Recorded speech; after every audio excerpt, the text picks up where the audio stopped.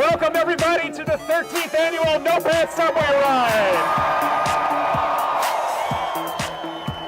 This is also happening in 60 cities and 25 countries all over the world.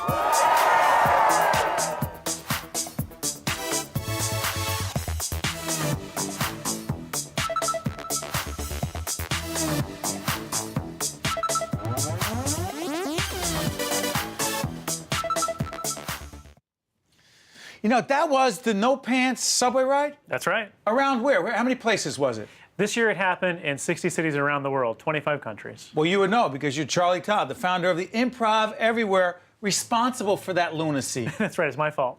It is your fault. It is. You're proud of that. I am. The No Pants Subway Ride was an event I started 12 years ago in January of 2002. And it was just 5 guys seeing what would happen if in the middle of winter you got into a subway car, not at the same time, but at subsequent stops. Yep. So one guy gets on, winter coat, hat, scarf, gloves, no pants. People think that's weird, but it's New York, right? There's weirdos in every train. But then it really gets interesting when at the next stop, an unrelated guy gets on, also in his underwear, and then it goes on and on and on. And now it's grown to this big international, ridiculous holiday almost. And so Improv Everywhere, by the way, we'll put up the great information about Improv Everywhere. That's an organization, you know we're here live in Midtown because you hear the activity going on right behind us, right? Hopefully everybody's all right. So here's the thing. Improv Everywhere founded what year? Improv Everywhere started in the summer of 2001. We just turned 13, I guess. And our goal is to stage missions of chaos and joy in public places. More joy than chaos? More joy than chaos. I mean, chaos because a lot of the things we do are unauthorized. We don't get permission for a lot of the projects that we do. You get in trouble sometimes? Every now and then we get in a little bit of trouble, yeah. We're not trying to break the law, and we're not looking to upset anyone. We're trying to do positive pranks, things that make people laugh and smile.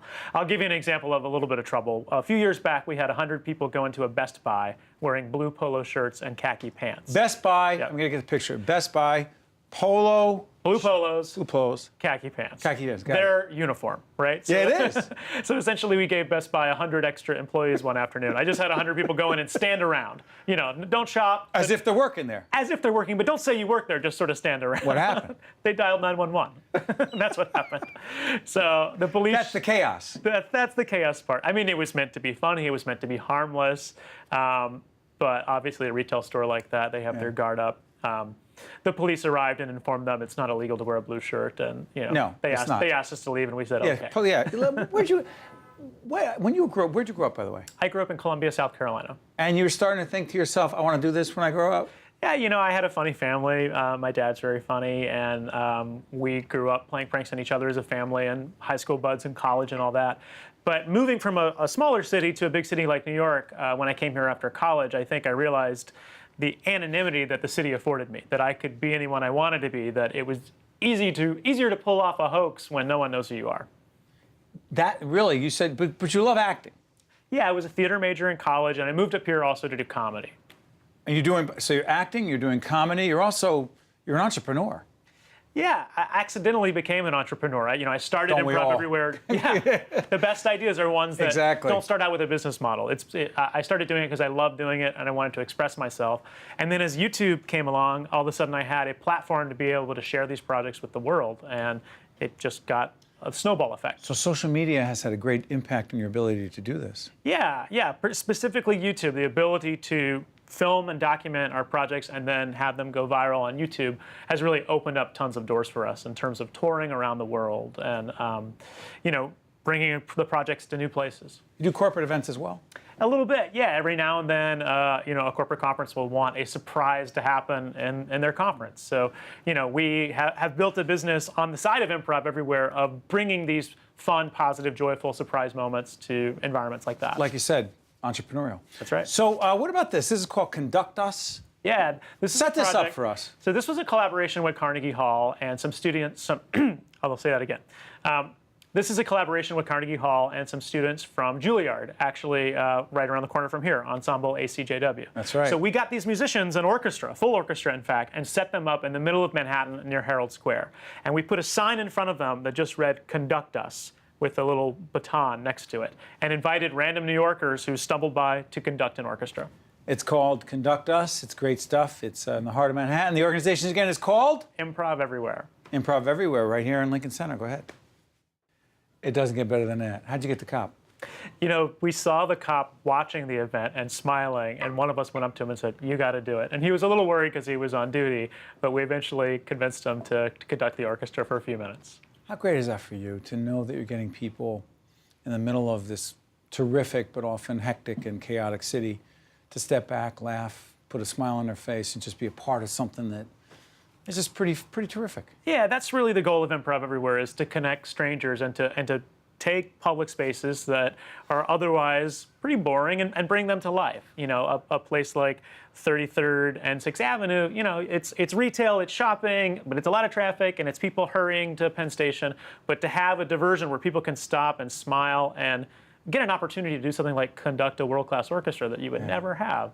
And the thing that I'm really proud of with that project is just looking at all of the different types of people who got involved. And there's like a 3-year-old girl who does it at one point. And just seeing people from all walks of life and, you know, this incredibly diverse city come together and have fun with the same activity is really gratifying. Before I let you out of here, I'm told by our producers that you sometimes speak on college campuses. And I wonder what you say to college students who look at the job market or whatever in terms of their future and get pretty depressed about what's out there, and then they see you. What do you say to them? Well, my advice when I do speak with college students is to do what you love and don't wait for somebody else to give you a green light. Go and make exactly what you want to make. Don't you need a business plan? No, you don't. Not when you're 22. You're killing business gurus all over this country right now. You know, Steve, I think when you're 32, you might need a business plan. But you know, when you're fresh out of college, if you want to make music, if you want to make a film, if you want to write a novel, just go do it. Don't wait for the book deal. Don't wait for somebody to buy your screenplay. Go do it. And the internet allows you to publish it and get it out there and distribute it for free. Nike was right about that, right? Yeah. Just do it. That's not an endorsement of Nike. It's an endorsement of what you're saying. Listen, Charlie Todd, founder of Improv Everywhere, I want to thank you for joining us in public broadcasting. Great stuff. Thanks so much for having me, Steve. Great. Stay with us. We're right back right after this. Just do it. One-on-One with Steve Adubato has been a production of the Caucus Educational Corporation, celebrating over 25 years of broadcast excellence. This special edition of One-on-One with Steve Adubato is brought to you from the Tisch WNET studios at Lincoln Center.